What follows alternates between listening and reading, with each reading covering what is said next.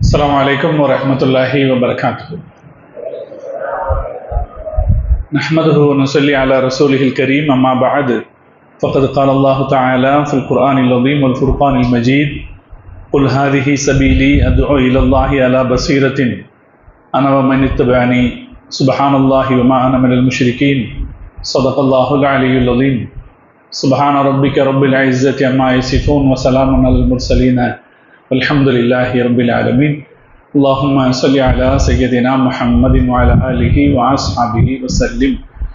اللهم صل على سيدنا محمد وعلى آله وأصحابه وسلم. اللهم صل على سيدنا محمد وعلى آله وأصحابه وسلم. பல்லவட்டி மாநகரத்தினுடைய தனித்த அடையாளமாக திகழக்கூடிய பல மூத்த அறிஞர் பெருமக்களின் புகலிடமாக இருக்கிற இந்த மஹ்தூமியா அரபு கல்லூரியினுடைய தர்பியத்துல் முத்தாலிமின் மாணவ மன்றத்தின் சார்பில் நடைபெறக்கூடிய இந்த கருத்தரங்க நிகழ்ச்சிக்கு தலைமையேற்றிருக்கிற மரியாதைக்குரிய கல்லூரியினுடைய நாசிர் ஹசரத் அவர்களே, கண்ணிமிகு மதரசாவினுடைய உஸ்தாத்மார்களே, இந்த சிறப்பான கல்லூரிக்கு தகை சார்ந்த பொறுப்பாளர்களாக வாய்க்கிற நல்ல வாய்ப்பை பெற்றிருக்கிற அருமையான நிர்வாக பெருமக்களே, வரலாற்று பெருமை மிகுந்த இந்த கல்லூரியிலே படிக்கிற வாய்ப்பை பெற்ற என் அருமை மாணவ சகோதரர்களே, நாம் கூடியிருக்கிற இந்த நிகழ்ச்சியை அல்லாஹு தாலா நம் வாழ்க்கைக்கு பயன்படக்கூடிய ஒரு நிகழ்ச்சியாக ஆக்கிய புரிவானாக. இந்த அரபு கல்லூரி கியாமத் நாள் வரைக்கும் சிறப்பாக நிலைத்தோங்க அல்லாஹு தாலா தௌஃபீக் செய்தல் புரிவானாக. எந்த உயர்ந்த நோக்கத்தோடு இந்த கல்லூரி இதுவரைக்கும் நடைபெற்றதோ அதே அடிப்படைகளில் நிறைத்து நிற்பவும் அல்லாஹு தாலா தௌஃபீக் செய்தல் புரிவானாக. நாம் இங்கிருந்து வெளியேறி செல்கிற போது இந்த பாரம்பரியத்தை நிலைநாட்டக்கூடியவர்களாக அல்லாஹ் நம்மை ஆக்கிய புரிவானாக. சகோதரிகளே, கருத்தரங்கத்தில் நான் ஒரு பேச்சாளராக இருந்தால் ரொம்ப நேரம் பேசலாம். ஆனால் நான் தலைவர் இல்லை, கருத்தரங்கத்துக்கு நெறியாள்கை செய்பவர் தான். அதனால் நான் ரொம்ப நேரம் பேச முடியாது. பேசுகிறவங்களுக்கு ஒரு வாய்ப்பை ஏற்படுத்தி கொடுத்துடணும், அது ஒரு அமைப்பு போட்டு கொடுத்து ஒரு வாய்ப்பை ஏற்படுத்தி கொடுத்துடணும், அவ்வளோதான். தலைப்பு ரொம்ப சிறப்பான ஒரு தலைப்பு, கவலையானது தான், ஆனால் ஒரு சிறப்பான தலைப்பு. இஸ்லாத்தின் மீதான விமர்சனங்களும் அதற்கான பதில்களும் அப்படிங்கிற தலைப்பு.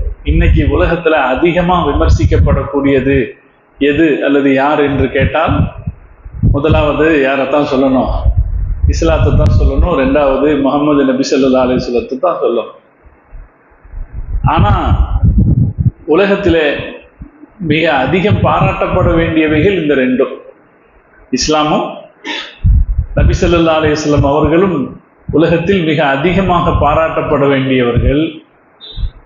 அவங்கள இன்னைக்கு விமர்சனம் பண்றது அதிகமா இருக்கு. இப்படி விமர்சனம் செய்யப்படும் போது அதை எதிர்கொண்டு அதற்கு சரியான பதில் சொல்ல வேண்டிய கடமை ஆலிம்களுடைய. ஏன்னா நம்ம தான் இந்த தீனுக்கு பொறுப்பானவர்கள். தீனின் மீது வரக்கூடிய எந்த ஒரு கேள்விக்கும் பதில் சொல்ல வேண்டிய பொறுப்பும் கடமையும் நமக்கு இருக்கிறது. எப்படியெல்லாம் கேள்வி எழுப்பி இருக்கிறார்கள் அப்படின்னா, ரசூல் ஸல்லல்லாஹு அலைஹி வஸல்லம் காலத்துல நீங்க என்ன சாப்பிடுறீங்க அப்படின்னு கேள்வி எழுப்பியிருக்காங்க இல்லையா? குர்ஆன்ல அல்லாஹ் சொல்றான், இவர் என்ன செய்யறார்? மஹாதா இல்லா பஷருன் மின்கும் யஅகுலு மிம்மா தஅகுலூன மின்ஹு வ யஷ்ரபு மிம்மா தஷ்ரபூன். என்ன, இவரும் உங்களை மாதிரி தானே சாப்பிட்றாரு. நபி ஸல்லல்லாஹு அலைஹி வஸல்லம் அவர்கள் சாப்பிடுவதையே கேள்வி எழுப்பியிருக்கிறார். நபி ஸல்லல்லாஹு அலைஹி வஸல்லம் அவர்கள் கடை தெருக்களில் நடப்பதையே கேள்வி எழுப்பியிருக்கிறார். அவ்வளவு தூரம் கேள்விகள் மிக சகஜமாக எழுப்பப்பட்டிருக்கிறது. அன்னைக்கு எழுப்பப்பட்டது மாதிரியே இன்னைக்கும் மிக சகஜமாக இஸ்லாத்தை குறை சொல்வது வாடிக்கையாக இருக்கிறது. ஒரு வழி ரெண்டு வழின்னு அல்ல, பல வழிகளில் குறை சொல்லப்படுது. அப்படி குறை சொல்லப்படும் போது அதுக்கு எப்படி பதில் சொல்றது அப்படின்னு அல்லாஹ் சொல்லி கொடுத்தான். இதை நாம தெரிஞ்சுக்கணும், கவனமா இருக்கணும். நாம படிக்கிற காலத்துல இஸ்லாத்தின் மீது என்ன மாதிரி கேள்விகள் எழுப்பப்படுது அப்படிங்கிறதையும் கவனமா பார்க்கணும். அந்த கேள்விகளுக்கு பதில் சொல்றதுக்கு நம்மளை நாம முழுசா தயார்படுத்திக்கணும். பதில் எப்படி சொல்றது? ஒரு கேள்விக்கு ஸ்ட்ரைட்டா பதில் சொல்றது ஒண்ணு இருக்கு, இதுக்கு இப்படித்தாங்க விளக்கம் அப்படின்னு பதில் சொல்றது ஒண்ணு இருக்கு. ஆனா அந்த பதில் அவ்வளவு சீக்கிரத்துல மக்கள் மனசுல போய் பதிகிறது இல்லை.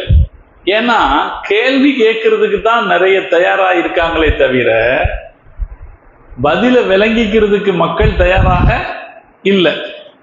சகஜமா பார்த்தா அப்படி தெரியும். எல்லா இடத்துலையும் நம்ம பார்லிமெண்ட்ல சொல்லுவாருங்க, சபாநாயகர் சொல்லுவார், உறுப்பினர்கள் கேள்வி கேட்கறதுக்கு ஆர்வமா இருக்காங்க, ஆனா அமைச்சர் பதில் சொல்லும் போது ஆளே இருக்காது, எல்லாம் கேன்டீன்ல டீ குடிக்க போயிருப்பான்.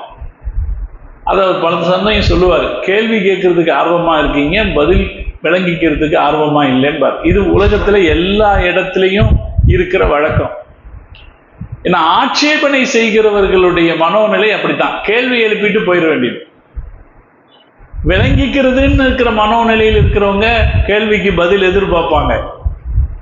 ஆட்சேபனை செய்யறதுன்ற மனோநிலையில் இருக்கிறவங்க பதிலை எதிர்பார்க்க மாட்டாங்க, அவங்க ஆட்சேபனை செய்யறதுக்கு தான் முக்கியத்துவம் கொடுப்பாங்க. அந்த டைமுக்கு உள்ளார அவங்க ஆட்சேபனை செய்து முடிக்கிற நேரத்துக்கு உள்ள பதில் சொல்லிடணும். இதை நாம கவனிக்கிறோம். நான் ரொம்ப நீண்ட விளக்கத்துக்கெல்லாம் போகல, நான் மனசுல உங்களுக்கு ஒரு கருத்தை பதிய வைக்க விரும்புறேன்.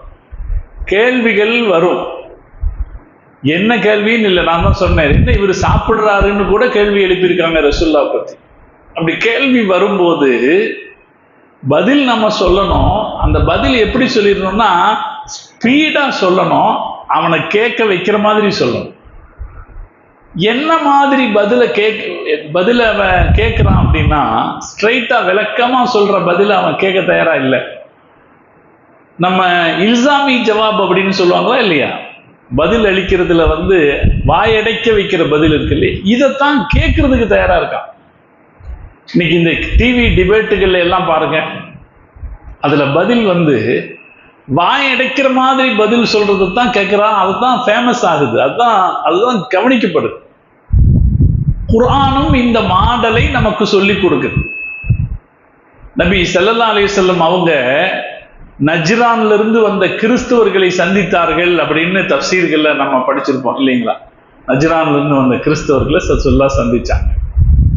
அப்படி சந்திச்ச போது அந்த நஜ்ரானுடைய கிறிஸ்தவர்கள் ரசூல் ஸல்லல்லாஹு அலைஹி வஸல்லம் இடத்துல ஒரு கேள்வி எழுப்புறாங்க, நீங்க என்ன தஸஅமு அன்னஹு அப்துல்லா, ஈசாவை அல்லாஹ்வுடைய அடிமைன்னு நீங்க சொல்றீங்களே, சரிதானா அப்படின்னு கேட்டாங்க.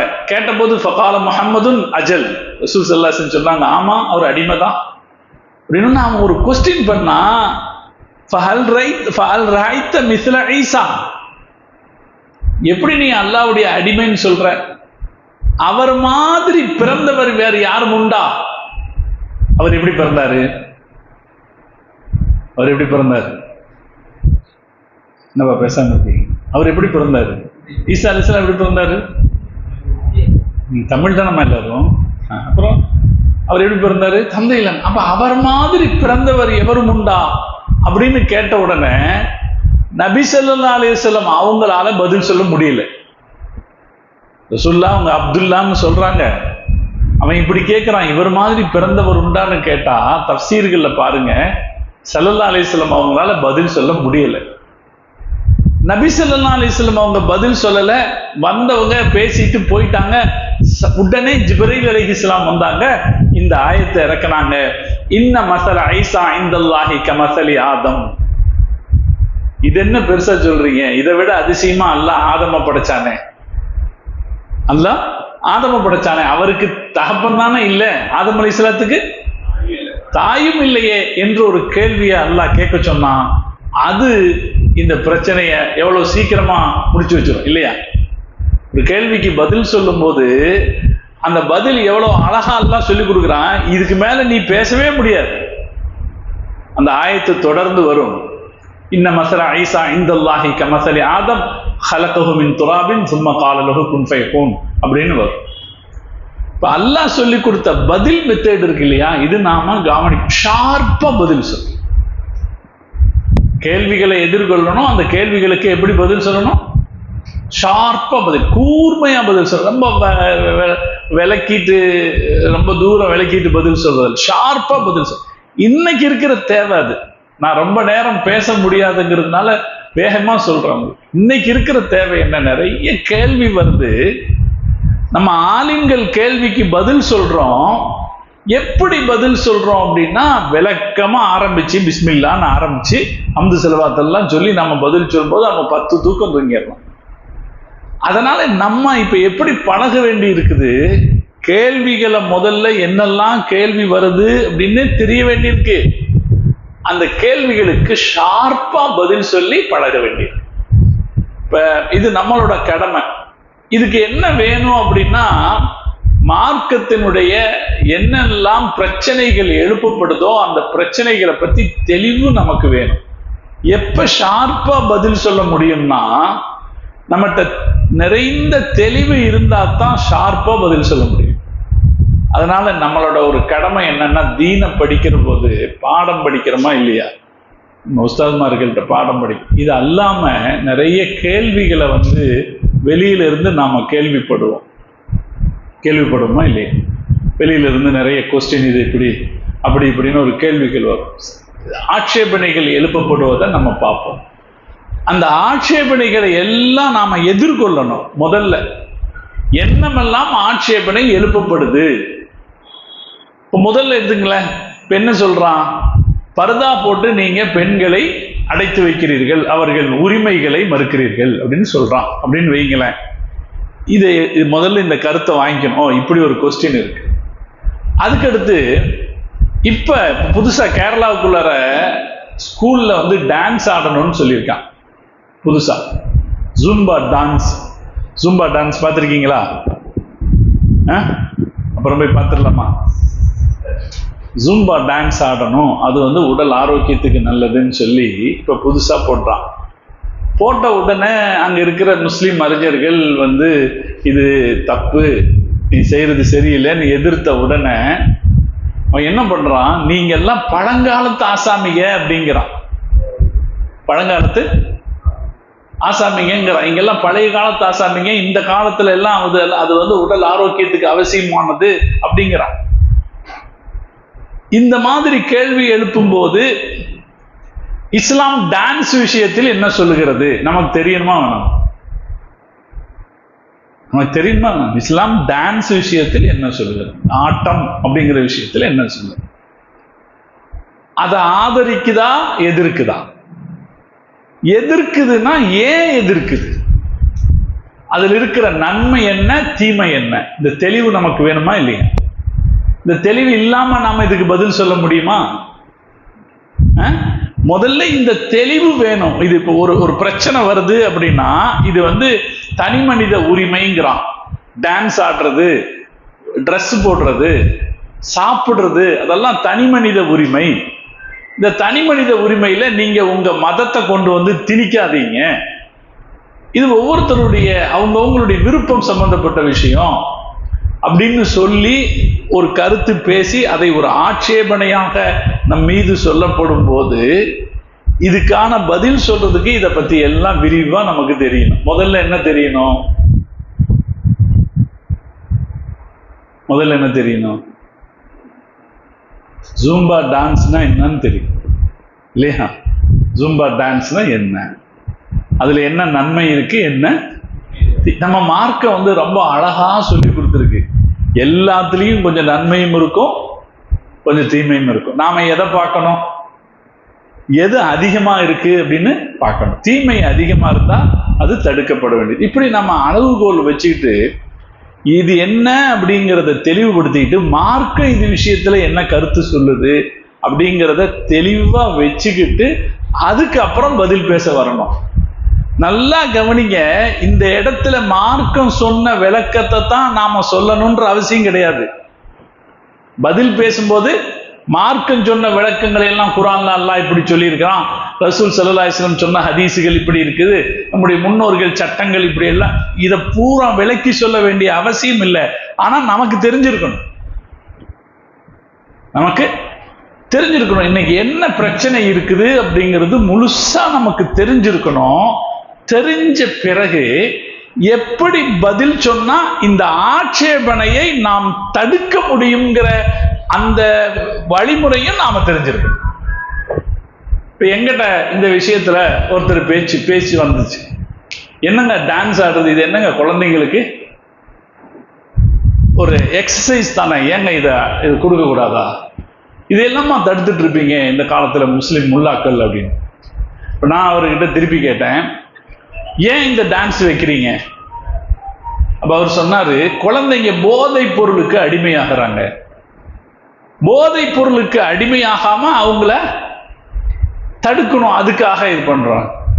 நான் திருப்பி அவர்கிட்ட கேட்டேன், நீங்க என்ன பழங்காலத்து ஆசாமியா இருக்கீங்க? அவர் என்ன ஆச்சரியமா பார்த்தார். நீங்க என்ன, நான் கேட்டேன், நீங்க என்ன பழங்காலத்து ஆசாமியா இருக்கீங்க? ஏன் அப்படி? ஆமா, ஏன் போதை யூஸ் பண்ணக்கூடாதுங்கிறீங்க? யூஸ் பண்ண சொல்ல வேண்டியதானே. டான்ஸ் வந்து டான்ஸ் கூடாதுன்னு நான் சொன்னா அது உங்களுக்கு எப்படி தெரியுது? இது என்ன பழங்காலம்னு தெரியுது. அப்ப நான் இப்ப என்ன சொல்றேன், பழங்காலத்துலதான் அது கூடாது இது கூடாதுன்னாங்க, ட்ரக்ஸ் கூடாது மது கூடாதுன்னாங்க. இப்ப இருக்கிற லேட்டஸ்ட் தலைமுறைக்கு அடிச்சு போகணும்னு சொல்ல வேண்டியதானே அப்படின்னு உடனே தான் பேசாம இருந்தான். இப்ப சில சந்தர்ப்பங்கள்ல, அதுவும் குறிப்பா இன்னைக்கு இருக்கிற சூழ்நிலைகள்ல நாம என்ன பிரச்சனை இருக்கோ அந்த பிரச்சனையை முழுசா விளங்கிக்க வேண்டிய கடமை இருக்கு. தீன சொல்லும் போதே அலா பசீரத்தின், அல்லாஹ் நமக்கு தௌஃபீக் செய்யணும். நம்ம எல்லாம் துஆ கேட்கணும், ரப்பி ஷ்ரஹ் லி சத்ரி கேட்போமா இல்லையா? ஓதுற பிள்ளையா இருக்கும்போது நம்ம அல்லாஹ்ட்ட கேட்கிற, கையேந்தி கேட்கிற ஒரே துஆ இதுவா தான் இருக்கும். எனக்கு தெரிஞ்சு என் ஞாபகத்துல சனது வாங்குற வரைக்கும் இந்த துஆவை தவிர வேற எந்த துஆவும் கேட்டதா ஞாபகமே இல்லை. என்ன துஆ? ரப்பி ஷ்ரஹ் லி சத்ரி வ யஸ்ஸிர் லி அம்ரி வஹ்லுல் உக்தத்தம் மின் லிசானி. நாம வந்து தீன படிக்கிறதுக்கான காலம் இந்த காலம். இந்த காலத்துல எவ்வளவு செய்திகளை நாம தெரிஞ்சுக்க முடியுமோ அவ்வளவு செய்திகளை நாம தெரிஞ்சுக்கணும். அப்பதான் வெளி உலகத்துக்கு வரும்போது ஒரு ஆலிமா நம்மளை நாம நிலைநிறுத்திக்க முடியும். நிலைநிறுத்தணுமா இல்லைங்களா? இன்னைக்கு யார் வந்து தீனுக்காக பேச முடியுதோ அவங்கதான் அவங்கள நிலைநிறுத்திக்க முடியுது. நீங்க எவ்வளவு பெரிய அறிவாளியாக இருந்தாலும் சரிதான், ஆனா தீனுக்காக பேசக்கூடிய திறன் நம்மகிட்ட இருந்தா தான் இவரால பிரயோஜனம் இருக்குதுன்னு சமுதாயம் ஒத்துக்கும். அதனால இன்னைக்கு இருக்கிற சூழ்நிலையில கேள்விகள் வரும்போது அதுக்கு பதில் சொல்வதற்கான முழு அறிவும் நமக்கு வேணும். முழு அறிவும், எந்த மாதிரி எல்லாம் அறிவு, மார்க்க என்ன சொல்லுதுங்கிற அறிவும் வேணும், இன்னைக்கு உலக நடப்பு என்னங்கிற அறிவும் வேணும். இவைகளை தெரிந்து வைத்துக் கொண்ட பிறகு பதில் விளக்கம் நாம சொல்ல வருகிற போது வளவலா கொலகொலான்னு பதில் சொல்லக்கூடாது. இதுதான் நம்ம இங்க கவனிக்கணும். நம்முடைய பதில் எப்படி இருக்கணும்னா ஷார்ப்பா இருக்கணும். சமீபத்துல டிவில வந்த 2-3 டிபேட்டுகளை பாருங்களேன். நான் ஒரு டிபேட்டை பார்த்தேன். ஒரு பிஜேபிக்காரரு இப்ப வரக்கூடிய தேர்தலை ஒட்டி ஒரு கொஸ்டின் பண்றாரு, நீங்க கொடுத்த வாக்குறுதி எங்க நிறைவேற்றினீங்க? ஒரு மாசத்துக்கு ஒரு தடவை எலக்ட்ரிக்கல் பில் எழுதப்படும்னு சொன்னீங்களே, இந்த வாக்குறுதியை நிறைவேற்றினீங்களா அப்படின்னு கேட்கிறார். இதுக்கு எதிரில் இருக்கிற ஒரு திமுக காரர், அவர் என்ன பதில் சொல்லணும்?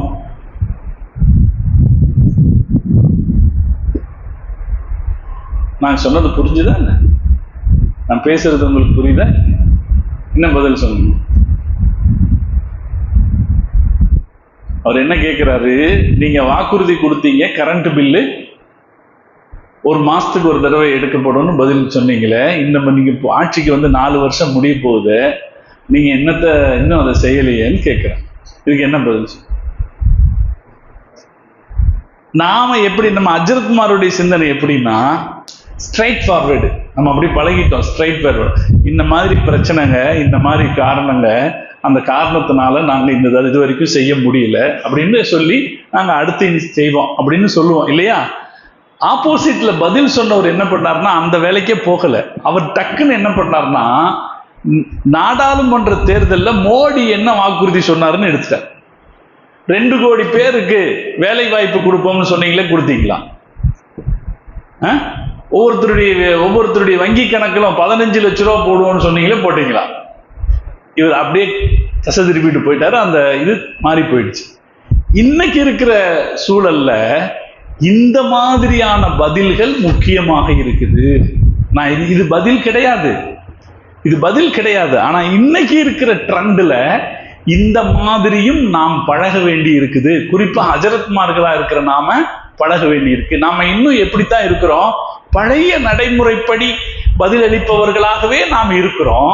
இன்னைக்குள்ள சூழ்நிலைக்கு ஏற்ப மாறுவதற்கு நாம் வர வேண்டும். இதை நமக்கு குர்ஆன் கத்துக் கொடுக்குது. இந்த மெத்தட குர்ஆன் கத்துக் கொடுக்குது. நபி ஸல்லல்லாஹு அலைஹி வஸல்லம் அவங்க ஒரு டீமை அப்துல்லாஹ் இப்னு ஜஹஷ் ரலியல்லாஹு தஆலா அன்ஹுன்னு நான் நினைக்கிறேன், அவங்களுடைய தலைமையில ரசூலுல்லாஹ் ஒரு டீம் அனுப்பி வைக்கிறாங்க. சண்டை போடுறதுக்கு அனுப்பல, சும்மா பார்த்துட்டு வாங்க, அங்க எப்படி இருக்குதுன்னு பார்த்துட்டு வாங்கன்னு அனுப்புறாங்க. இவங்க போன இடத்துல ஒரு சின்ன வியாபார கூட்டத்தை சந்திக்கிறாங்க. சந்திச்ச நேரத்துல முஸ்லிம்கள் ஒருத்தரை கொன்னுடுறாங்க. அது ரஜபு மாசத்தினுடைய கடைசி நாள். ரஜபுல சண்டை போடக்கூடாது, அப்படித்தானே? ரஜபுல சண்டை போடக்கூடாதுங்கிறது மக்காவினுடைய எழுதப்படாத விதியாக மரபாக இருக்கிற போது என்ன நடந்துருச்சு? இத மக்காக்காரங்க பெரிய பிரச்சனையாக்கிட்டாங்க. முகம்மது ரஜப மீறிட்டாரு, முகம்மது ரஜப மீறிட்டாருன்னு பிரச்சனை கிளப்பினாங்க. அப்படி கிளப்பினா இதுக்கு என்ன பதில் சொல்றது?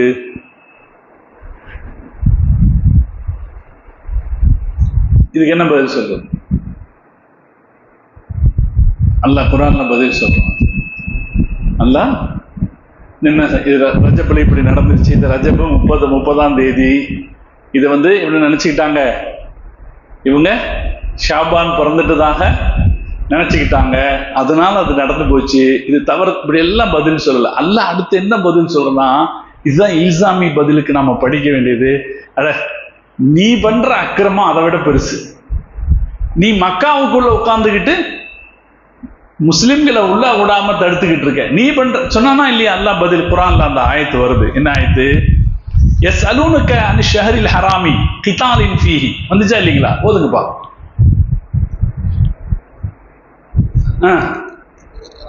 எப்பா? குல் கிதாலுன் ஃபீஹி கபீருன். அல்லாஹ் அதை ஒத்துக்கிட்டான். ஆமாப்பா, சண்டை போட்டது ஒரு பெருசுதான். ஆனா என்ன வர மாட்டேங்குது? வஸத்துன் அன் சபீலில்லாஹி வ குஃப்ரும் பிஹி, அப்புறம் வல் மஸ்ஜித், அப்படித்தானங்க இருக்கு.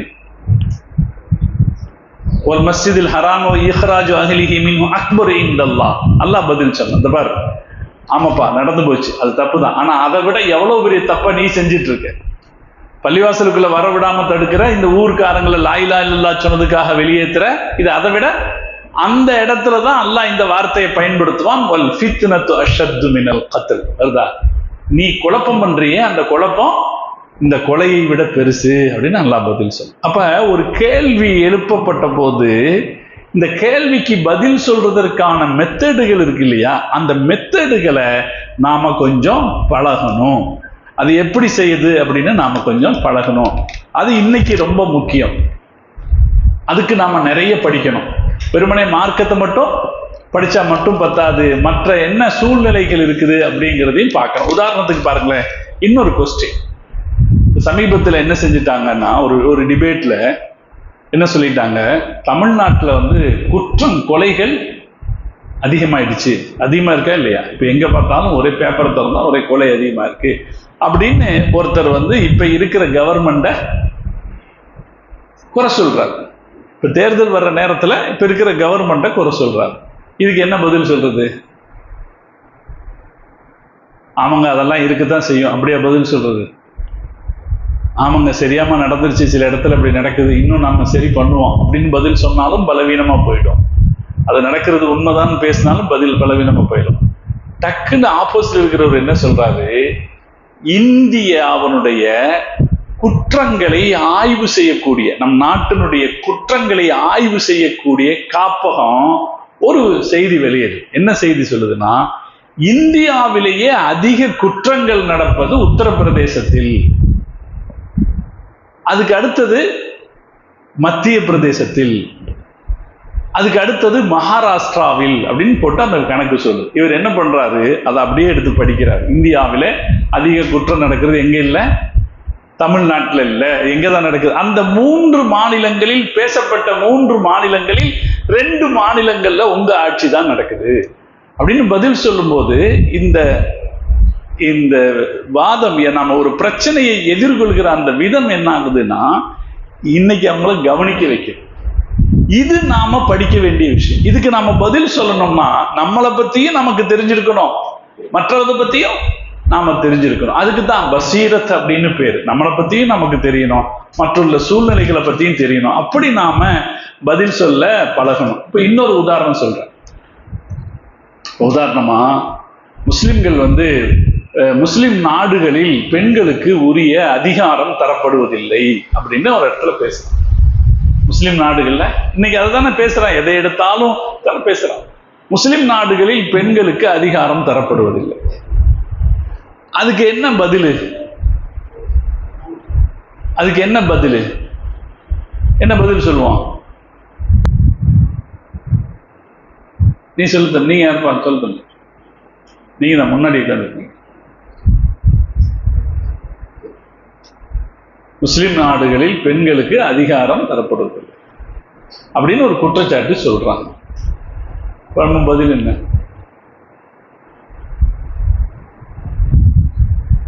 பெண்கள் அறிவில் குறைவானவர்கள் 2 ரசூலுல்லாஹ் சொன்னாங்க, அப்படியா? பெண்கள் அறிவிலும் நாக்கிசாத்துல் அக்கலி ஃபித்தீன், அவர்கள் அறிவிலும் தீனிலும் குறைவானவர்கள் என்று முகமது நபி சொன்னார்கள், அதனால் அவர்களை அப்படி அடக்கித்தான் வைக்க வேண்டும், அப்படியா? எப்படி பதில் சொல்ற?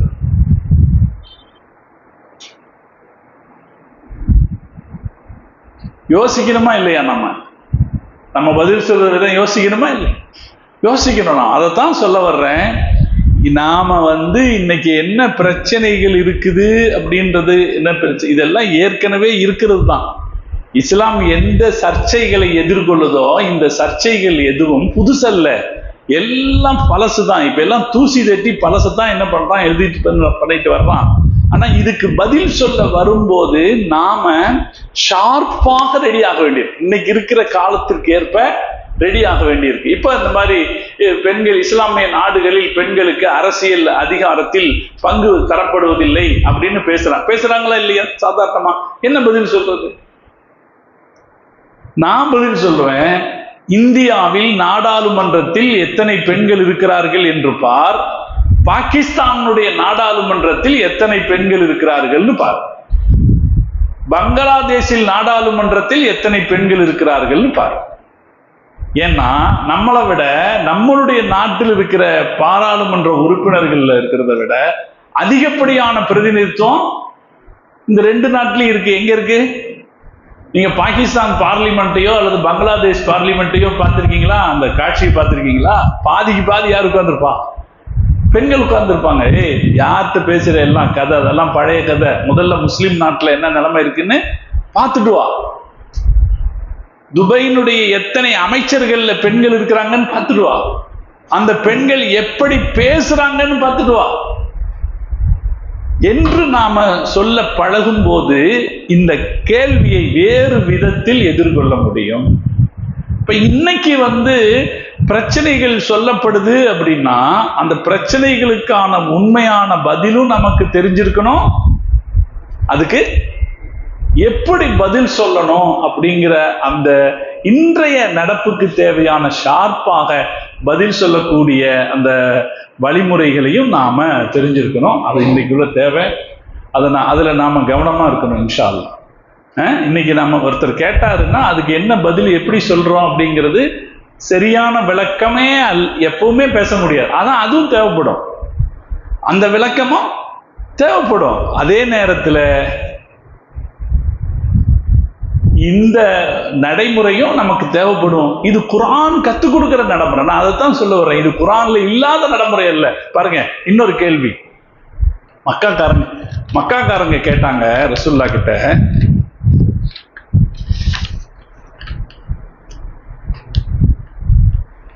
தஅக்குலூன மா ذبحتم, நீங்க அறுத்ததை சாப்பிடுறீங்க, வலா தஅக்குலூன மா ذبحல்லாஹு, அல்லாஹ் அறுத்ததை சாப்பிட மாட்டேங்கிறீங்களே.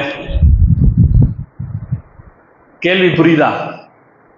நீ அறுத்ததை சாப்பிடுற, ஆனா அல்லாஹ் அறுத்ததுன்னா என்ன அர்த்தம்? தானா இறந்து போனதை சாப்பிட மாட்டேங்கிறீங்களே அப்படின்னு ஒரு கேள்வி கேட்கிறேன். இதுக்கு என்ன பதில் சொல்லு?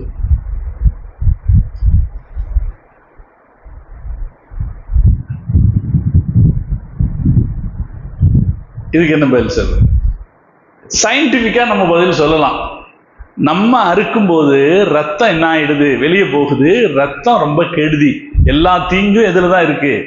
எல்லா பாக்டீரியாக்களும் இங்க தான் இருக்கு, ரத்தத்துல தான் இருக்கு. அதனால ரத்தம் கொஞ்ச நேரம் உறையும் போது அது சதையோடு சேர்ந்து விடும், அந்த சதையையும் இது விஷமாக்கிடும் அப்படின்னு எல்லாம் நாம பதில் சொல்லலாம். ஆனா இந்த கேள்விக்கு எத்தனை பேர்த்தால பதில் விளங்க முடியும்? அல்லாஹ் அங்க ஒரு பதில சொல்லி கொடுத்தான். குர்ஆன் ஆயத்தினுடைய பார்க்கலாம். அவங்க கேட்டாங்க, நீங்க அல்லாஹ் சொன்னான், இந்த பார், இது எங்க வழிமுறை, இது லிக்குல்லின் ஜஅல்னா மன்சக்கன் இல்லையா? லிக்குல் உம்மத்தினா லிக்குல்லின் ஜஅல்னா மன்சக்கன், இது எங்க வழி, இப்படித்தான் போ. சில விஷயத்துக்கு இப்படித்தான் பதில், அப்படி இது எங்க வழிமுறை, அப்படித்தான் போ. அவனுக்கு அங்க அல்லாஹ் என்ன செஞ்சிட்டு இருக்கல? பதில் விளக்கத்தை சொல்லிக்கிட்டு இருக்கல. இது எல்லாமே நாம படித்துக் கொள்ள வேண்டிய. அதே போல உஷாராவும் இருக்கணும். இன்னைக்கு இருக்கிற சூழ்நிலை. எங்கிட்ட ஒரு ஆள் கேட்டாரு, வேணும்னு அன்னை தெரசா சொர்க்கத்துக்கு போவாங்களா நரகத்துக்கு போவாங்களா? என்ன சொல்ல?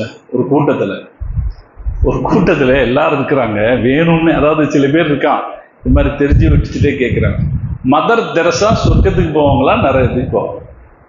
என்னம்மா சொல்லு, என்ன எங்க போவாங்க? மதர் தெரசான்னா யாருன்னே தெரியலையா? ஒரு முக்காடு போட்டு ஒரு அம்மா இருப்பாங்களா இல்லையா? அவங்க எங்க போவாங்க? அந்த கூட்டத்தில் போய் அப்படி சொல்ல முடியுமா? மதர் தெரசா நரகத்துக்கு போனா நம்மளை அடிச்சே போட்டுருவான்.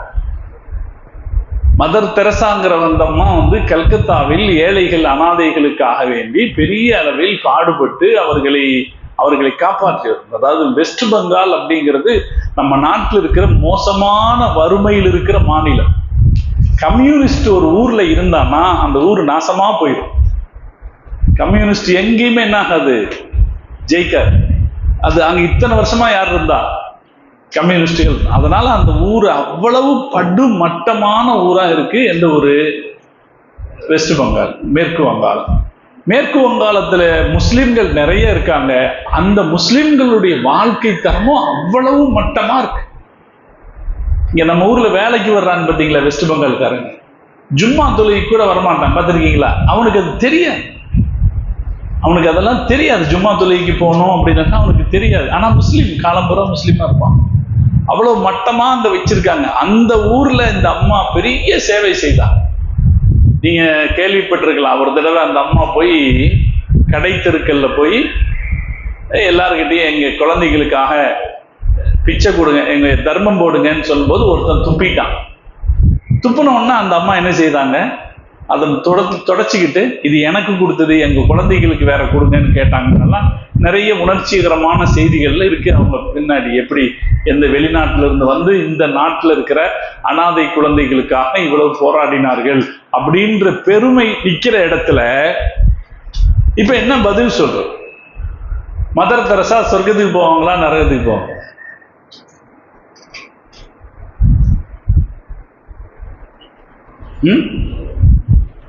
இப்ப படிக்க வேண்டியது இருக்கா இல்லையா? நாம படிக்க வேண்டியிருக்கு. எப்படி பதில் சொல்லணும்? மூசா அலைஹிஸ்ஸலாம் கிட்ட ஃபிரௌன் கேட்டான். மூசா அலைஹிஸ்ஸலாம் அவரிடத்துல பேசும்போது அல்லாஹ்வை பத்தி சொன்னாங்க. அருமையான அல்லாஹ்வை பத்தி அறிமுகம் செய்த திருக்குர்ஆனுடைய ஆயத் அது. ஃபிரௌன் கேட்டான், ஃபமன் ரப்புக்குமா யா மூசா? கால, அவர் சொன்னார், ரப்புனல்லதி ஆத்தா குல்ல ஷைஇன் ஹல்கஹு சும்ம ஹதா. அது அருமையான அல்லாஹ்வை பத்தி சொல்றதுக்கு ரொம்ப அருமையான செய்தி அது. படைப்புகளை படைத்து அவைகளுக்கான ஹிதாயத்தை கொடுத்தவன் ரப்பு. அதுல நிறைய செய்திகள் இருக்குன்னு வைங்களேன். இன்னைக்கு நம்ம அதை பேசினா அது தஃப்சீர்ல பெரிய செய்தி. எல்லாத்தையும் படைச்சு எல்லாத்துக்கும் என்ன செய்திருக்கான்? அல்லாஹ் ஒரு ஹிதாயத்தை கொடுத்திருக்கான். பூனையை பார்த்தோன்னே எலி ஓடுதா இல்லையா? யார் சொல்லி கொடுத்தா எலிக்கு? பூனையை பார்த்தோன்னா ஓடுன்னு எலிக்கு யார் சொல்லி கொடுத்தா? அவங்க அம்மா பாடம் நடத்திட்டு போச்சா என்ன? அது ஓடும், தானா ஓடும். என்னன்னா அது ஹிதாயத். அப்படி அல்லாஹ் எல்லாத்தையும் படைச்சு அல்லாஹ் எல்லாத்துக்கும் ஹிதாயத்தை கொடுத்தான் அப்படின்னு அவர் அவங்கிட்ட விளக்கம் சொன்னார். இதுக்கு அவனால பதில் சொல்ல முடியல. எல்லாருடைய சபையில அவரு அல்லாஹ் யாருங்கிறதுக்கு விளக்கம் சொல்லிட்டார். இந்த பூமிக்கு அரசன் அப்படின்னு அவர் சொல்லி இருந்தார்னா அவன் மாத்திருப்பான், நான் தானே அரசன் இருப்பான். அவர் அப்படி சொல்லல. இப்படி சொன்ன உடனே பதில் சொல்ல முடியாத போன உடனே அவன் கேள்வியை மனம் மாத்தினான். கால் அவன் கேட்டான், ஃபமா பாலுல் குரூனில் ஊலா. முந்தின நம்முடைய பாட்டன் முப்பாட்டன் அவங்க எல்லாம் எங்க மதத்துல தானே இருந்தாங்க. அந்த முந்தினவர்களுடைய முப்பாட்டன்களுடைய நிலை என்ன என்று கேட்டான். இப்ப என்ன சொல்றது? இவரு அவங்க எல்லாம் நரகத்துக்கு தான் அப்படின்னு சொல்லியிருந்தாருன்னா என்ன இருக்கும்? எல்லாம் நரகத்துக்கு தான்னா கோபம் வந்திருக்குமா இல்லையா? மக்கள் என்ன செய்ய மாட்டாங்க? அந்த வார்த்தையை, அந்த பதிலை எதிர்கொள்ள மாட்டாங்க, தயாரா இருக்க மாட்டாங்க. அப்ப அவர் அருமையா பதில் சொன்னார், ஃபமா பாலுல் குரூனில் ஊலா அப்படின்னு கேட்டபோது அவர் சூப்பரா சமாளிச்சார். கால இல்முஹா இந்த ரப்பி, அது என் இறைவனுக்கு தெரியும். அது இந்த ஆயத்து எனக்கு ஞாபகத்தில் இருந்துச்சு. நம்ம நியாயப்படி என்ன சொல்லணும்? மதர் தெரசா சொர்க்கவாசியா நரகவாசியானா எங்க சட்டப்படி லா இலாஹ இல்லல்லாஹ் சொல்லாட்டி எல்லாருக்கும் நரகம் தான் அப்படின்னு சொல்லணும். ஆனா இதை அந்த மேடையில சொன்னா அவன் என்ன எதிர்பார்க்கிறானோ அது நிறைவேறி போயிடும். அவன் நம்மளை குறுக்கு புத்தி உள்ளவனாக காட்ட நினைக்கிறான். நாம குறுக்கு புத்தி அல்ல, நாம விசாலமான சிந்தனையில் இருக்கிறோம், ஆனால் உறுதிப்பாடான சிந்தனையில் இருக்கிறோம். இதை விலக்கி சொல்லிக்கிட்டு இருக்கிறதுக்கான சபை அதுவல்ல, நேரமும் இருக்காது. அதனால இத பாருங்க, சொர்க்கத்தை கொடுக்கறது நரகத்தை கொடுக்கறதுங்கிறதெல்லாம் அது இறைவன் விஷயம். அதுக்கு நாம பதில் சொல்றதுக்கு இல்லை, அதை அவன் பார்த்துக்குவாங்க அப்படின்ட்டு. இப்ப என்ன நம்ம என்ன சொல்லல? அவர் சொர்க்கவாசின்னு சொல்லல, நரகவாசின்னு சொல்லல. இந்த கேள்வியை நம்ம என்ன செய்துட்டோம்? எதிர்கொண்டுட்டோம். இது இன்றைய சூழ்நிலையில் மிக முக்கியமானது. ஒரு ஒரு கருத்தரங்கத்துக்கு தலைமை தாங்கி இவ்வளவு நேரம் பேசக்கூடாதுங்கிறதும் ரொம்ப முக்கியமானது. ஆனாலும் நான் உங்களுக்கு நம்மளுடைய கவனம் எப்படி இருக்கணும் அப்படிங்கிறத காட்டுறதுக்காக வேண்டி இதை முக்கியப்படுத்தி சொன்னேன். இன்னைக்கு என்ன இஸ்லாத்தின் மீதான பிரச்சனைகள் எழுப்பப்படுதோ அந்த பிரச்சனைகளை எல்லாம் நாம ஒவ்வொன்றா தெரிஞ்சுக்கிட்டு அதுக்கான உண்மையான யதார்த்தமான விளக்கம் என்ன அப்படிங்கிறத தெளிவா படிக்கணும். நிறைய புதுசா கேள்வி எழுப்புறான். இப்ப அதாவது 20 வருஷத்துக்கு முன்னாடி கிறிஸ்டியர்கள் ஒரு கேள்வி கேட்டு ஒரு லேடி டாக்டர் சிங்கப்பூர்ல வச்சு ஒரு லேடி டாக்டர் என்ற ஒரு கேள்வி கேட்டுச்சு. என்னன்னா, இஸ்லாம் ஏன் அடிமை முறையை எதிர்க்கவில்லை? அடிமை முறையை எதிர்க்கல. அதாவது நீங்க நிறைய நல்லது செஞ்சிருக்கீங்க தான், ஆனா நீங்க அடிமை முறையை எதிர்க்கல அப்படின்னு கேள்வி கேட்டுச்சு. இப்ப நான் அந்த அம்மா கிட்ட நமக்கு தான் தெரியும், நம்ம இந்த விரிவா பேசுவோம் பார்த்தீங்களா? இந்த விரிவா பேசுற கருத்தின்படி விரிவா விளக்கம் சொல்றேன். ரசூல் ஸல்லல்லாஹு அலைஹி வஸல்லம் அவங்க அடிமை முறைகள் இல்லாமல் செய்யறதுக்கு என்னவெல்லாம் செஞ்சாங்க, அடிமைகளை உரிமை விட சொன்னாங்க, அடிமைகளுக்கான உரிமை, அப்படி எல்லாம் பேசிட்டு வர்றேன். ஆனா கடைசி அந்த அம்மா கேட்டுச்சு, ஒத்த வார்த்தையில மதுவை தடுத்தீங்களே, ஒத்த சட்டத்துல மதுவை தடுத்தீங்களே, அது மாதிரி ஒத்த சட்டத்துல ஏன் நீங்க அடிமை முறையை இந்த கேள்விக்கு என்ன பதில் சொல்றது? இந்த கேள்விக்கு என்னன்னா, அப்ப நான் அங்க சமாளிச்சேன், எல்லா விஷயத்தையும் அப்படி ஒத்த வார்த்தையால என்ன செய்ய முடியாது, சீர் செய்ய முடியாது. எல்லா விஷயத்தையும் அப்படி செய்ய முடியாது. நாம ஒவ்வொரு விஷயத்தை அணுகிறதுக்கான ஒரு மெத்தட் இப்படி இருக்கும், இன்னொரு மெத்தட் இப்படி இருக்கும்னு சொல்லி ரொம்ப விரிவா பேசினேன். இப்ப நான் இந்த கேள்வியோட நிறுத்திட்டு போறேன். உங்க மனசுல இந்த கேள்வி நிக்கட்டும்னு நான் நிறுத்துறேன். நீங்க தேடுங்க, ஏன் இஸ்லாம் அடிமை முறையை ஒத்த வார்த்தையில தடுக்கல? இது மாதிரி இன்னைக்கு நிறைய கேள்விகள் இஸ்லாத்தின் மீது கேட்கப்படுகிற போது ஆலிம்களாக படிச்சு வரக்கூடிய நமக்கு என்ன கடமை இருக்கு? அந்த கேள்விகளை பத்தி முழுசா தெரிஞ்சுக்க வேண்டிய கடமையும் இருக்கு. அதுக்கு எப்படி ஷார்ப்பா பதில் சொல்ல வேண்டியது அப்படின்ற கடமையும் இருக்குது. இன்றைக்கு மாஷா அல்லாஹ் நான் இவ்வளவு தூரத்துல உங்களுக்கு இந்த கருத்தரங்கம் எப்படி செல்ல வேண்டும் என்கிற ஒரு ஆர்வத்தை நான் வெளிப்படுத்தி இருக்கிறேன். அதனால இந்த கூட்டத்துல பேச வர்ற சகோதரர்கள் யாரும் பயப்பட வேணாம், நம்ம இப்படித்தான் பேசணுமோ அப்படின்னு பயப்பட வேணாம். நீங்க உங்க ஸ்டைல்ல பேசிக்கிங்க. இன்ஷா அல்லாஹ் இனி சந்தர்ப்பங்கள் அமைகிற போது இந்த கருத்தரங்குகள் எல்லாம் ஏன் இந்த தலைப்புல நடத்தப்படுது? நம்ம இந்த தீனுக்காக பதில் சொல்லக்கூடியவர்களாக இருக்கணுங்கிறதுக்காகத்தானே நடத்தப்படுது. இப்ப நாம என்ன செய்யணும்? இந்த என்ன மாடல்ல பதில் சொன்னால் அது கேட்பவர்களுடைய இதயத்தை சென்று தங்கும் என்கிற வகையில் நாம அந்த பதில்களை பழகிக் கொள்ள வேண்டும். அல்லாஹ் தௌஃபீக் செய்தல் புரிவானாக. இப்ப இது தொடங்குகிறது. எவ்வளவு நேரம் சத்தம்? ஆளுக்கு 10 நிமிஷம். மொத்தம் 5 சகோதரர்கள் இந்த தலைப்புகளில் பேசுகிறார்கள். இந்த தலைப்புகள் எல்லாமே கூட பழைய தலைப்புகள் தான், எதுவுமே ரொம்ப பெருசா ரொம்ப புதியதல்ல. இந்த குற்றச்சாட்டுகள் எல்லாம் நீண்ட காலமாக இருக்கக்கூடியது தான். இந்த குற்றச்சாட்டுகளுக்கு நீங்கள் பதில் இப்ப சொல்லிருங்க இன்ஷா அல்லாஹ். உங்க என்ன நடைமுறையில் இருக்கிற பதில் இப்ப நீங்க மனசுல நினைச்சிட்டு வந்தீங்களோ அந்த பதிலை பேசுங்க. ஆனால் இன்றைய காலத்திற்கு எந்த வகையில் பதில் சொன்னால் சரியாகும் என்கிற சிந்தனையை ஒரு பக்கம் மனசில் வைத்துக் கொள்ளுங்கள். அல்லாஹ் தௌஃபீக் செய்வானாக. இப்ப இந்த கருத்தரங்கத்தை இஸ்லாத்தின் பலதாரமனமும் அதற்கான காரணமும் என்கிற தலைப்பில் முகமது பிலால் பேச வருகிறார்.